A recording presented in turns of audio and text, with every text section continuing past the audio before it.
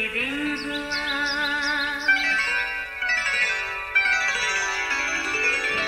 नया फिर दिन हुआ, पुरानी रात का करे सो शुक्र हम खुदा की जात का, खुदा की जात का नया फिर दिन हुआ। आज की आयत, शक करने वाला समंदर की लहर की मानद होता है जो हवा से बहती और उछलती है। ऐसा आदमी ये ना समझे कि खुदावन से मुझे कुछ मिलेगा।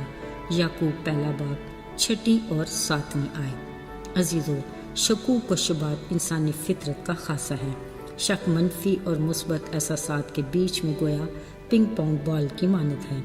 अगर हम कहें कि शकी आदमी मनफी सोच वाले से ज़्यादा ख़तरनाक है तो गलत ना होगा, क्योंकि शकी मिजाज मुस्तहकम शख्सियत का मालिक नहीं होता। इसलिए माशरे में भी नापसंदीदगी की निगाह से देखा जाता है और नाकाबिल एतबार होने की वजह से अपनी वक़्त भी खो बैठता है। शकूक व शुबात फ़िक्रों को जन्म देते हैं और फ़िक्र मायूसी का सबब बनती है। हर जानदार की बुनियादी ज़रूरत खुराक है। जिस खुदा ने हर जानदार को तख्लीक किया, ज़ाहिरी बात है कि उसकी ज़रूरत से बखूबी वाकिफ़ भी है और उसका इंतज़ाम भी कर रखा है। मगर इस बारे फ़कत हम इंसान ही हैं जिसको अपने खालिक पर भरोसा नहीं। बाकी सब बेफिक्री से उठते, खालिक की मुहैया की हुई खुराक खाते और मज़े की ज़िंदगी जीते हैं, और हम एक वक्त खाते हैं और अगले ही पल दूसरे वक्त की सोच में पड़ जाते हैं। बावजूद हम खुद को अशरफुल मखलूक़ात भी समझते हैं। इस बारे में यीशु ने अपनी ज़मीनी ज़िंदगी में लोगों को खबरदार करते हुए कहा, अपने आसपास उड़ते परिंदों और कौवों को देखो, ना ये बोते हैं, ना काटते और ना ही जमा करते हैं, इसलिए कि वो खाली खुदा पर भरोसा करते हैं और आने वाले कल के लिए शक नहीं करते। तो भी खुदा उन्हें खिलाता है, क्योंकि खालिक को उनकी फिक्र है।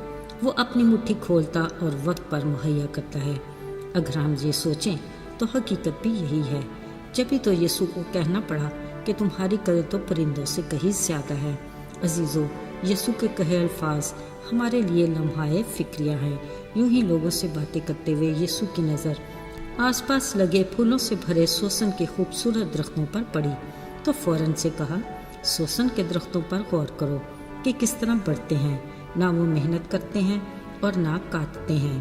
पर याद करें, सुलेमान बादशाह को बावजूद अपनी सारी शान शौकत के इनमें से किसी की मानद मुलब्बस न था। ज़रा सोचो, जो खुदा मैदान की घास को आज है और कल तंदूर में झोंकी जाएगी ऐसी खुशनुमा पोशाक पहनाता है, तो आए कम इत्का दो, तुम्हें क्यों न पहनाएगा। बस खातर जमा रखो और खाने पीने की तलाश में भी ना रहो और ना अपने खालिक खुदा के बारे में शक्की बनो।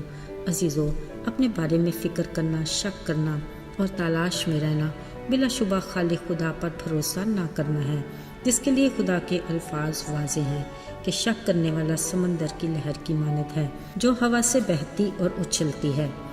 शक्की आदमी ये ना समझे कि उसे खुदा से कुछ मिलेगा, क्योंकि ना तो वो ईमान से मांग रहा है और ना मांगने वाले पर यकीन और भरोसा करता है, बल्कि ऐसा शख्स दो दिला है और अपनी सारी बातों में बेक़याम।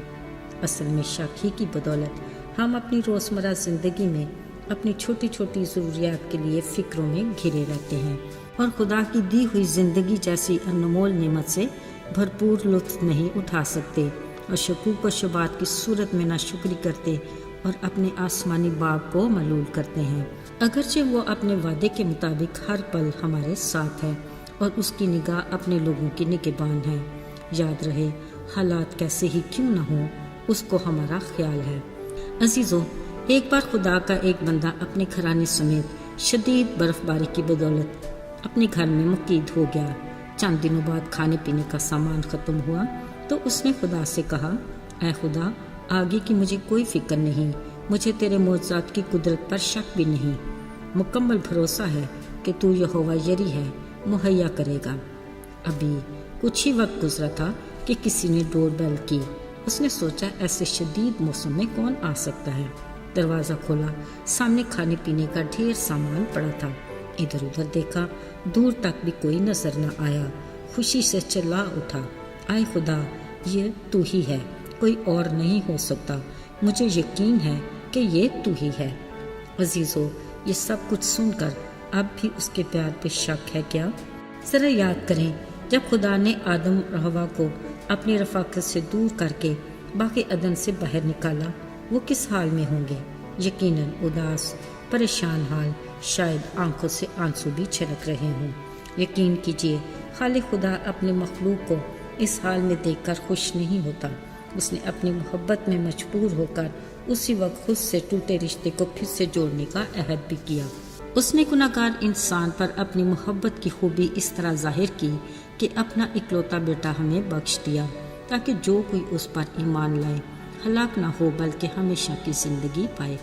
मेरे अजीज़ों, उसने अपने अहद को तो पूरा किया।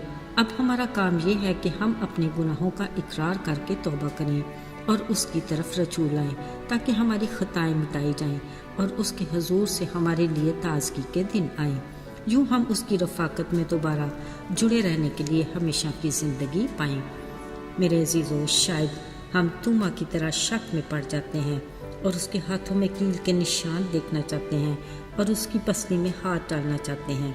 इसीलिए वो पूरे सबूत के साथ अपने हाथ फैलाए कहता है, मेरे पास आ जा, क्योंकि मैंने तेरा फिदिया दिया है।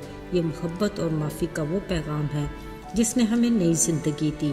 याद रहे, इसी पैगाम को हमें गुनाह के बोझ तले दबी दुखी इंसानियत तक पहुँचाना है, ताकि वो भी उसके बड़े फजल के बायस हलाकत से बचकर अपनी ज़िंदगी पाएँ। आइए दुआ करें। आए खुदा, हम तेरे बेहद प्यार के लिए शुक्रगुजार हैं। हम बेसबात हैं, चंद रोज़ा हरी घास की मानद, लेकिन तेरे बेटे यीशु की बेऐब कुर्बानी ने हमें हमेशा की ज़िंदगी का वारिस बनाया। हमें तौफीक अता कर कि हम अपनी गवाही के ज़रिए बहुत सौ को सुकड़े रास्ते का मुसाफिर बनाएं, जिसकी मंजिल हमेशा की ज़िंदगी है। यीशु के बाबरकत और जलाली नाम में आमीन।